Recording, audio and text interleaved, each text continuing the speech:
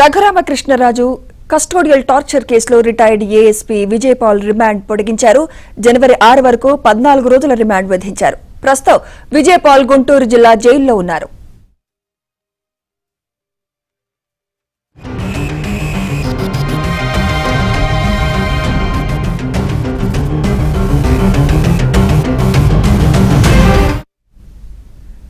ఇదే అంశంపై మరింత సమాచారం మా ప్రతినిధి సాంబశివరావు అందిస్తారు. సాంబశివరావు, రఘురామకృష్ణరాజు కస్టోడియల్ టార్చర్ కేసుకు సంబంధించి ప్రస్తుతం గుంటూరు జిల్లాలో రిమాండ్ ఖైదీగా ఉన్న అప్పటి సిఐడి అడిషనల్ ఎస్పీ, ప్రస్తుతం రిటైర్డ్ ఏఎస్పీగా ఉన్న విజయపాల్ కు గుంటూరు జిల్లా కోర్టు రిమాండ్ పొడిగించింది. ప్రస్తుతం గుంటూరు జిల్లా జైల్లో రిమాండ్ ఖైదీగా ఉన్న విజయపాల్ ను ఈ రోజు ఆన్లైన్ ద్వారా కోర్టులో ఆయనకి ప్రవేశపెట్టిన నేపథ్యంలో ఆయనకి మరొక 14 రోజుల పాటు రిమాండ్ పొడిగించారు. వచ్చే నెల జనవరి 6వ తేదీ వరకు కూడా ఆయనకి రిమాండ్ విధిస్తూ కూడా కోర్టు మరొకసారి ఆదేశాలు అయితే జారీ చేసింది. ఈ నేపథ్యంలో జనవరి 6 వరకు విజయపాల్ గుంటూరు జిల్లా జైల్లోనే రిమాండ్ ఖైదీగా ఉండే అవకాశం ఉంది. ఇక ఈ కేసుకు సంబంధించి A5 గా ఉన్న అప్పటి జీజీహెచ్ సూపరింటెండెంట్ ప్రభావతి కూడా ముందస్తు బెయిల్ పిటిషన్ వేసుకున్న నేపథ్యంలో ఇప్పటికే ఆ బెయిల్ పిటిషన్ కూడా కొట్టివేసిన నేపథ్యంలో ఆమెతో పాటు A2, A3, A4 గా ఉన్న సీతారామాంజీలు, అదేవిధంగా జగన్మోహన్ రెడ్డి, పివి సునీల్ కుమార్ వీరిని కూడా విచారణకు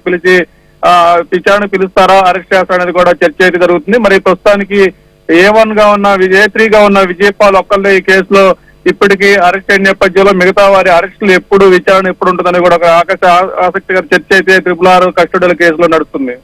రైట్.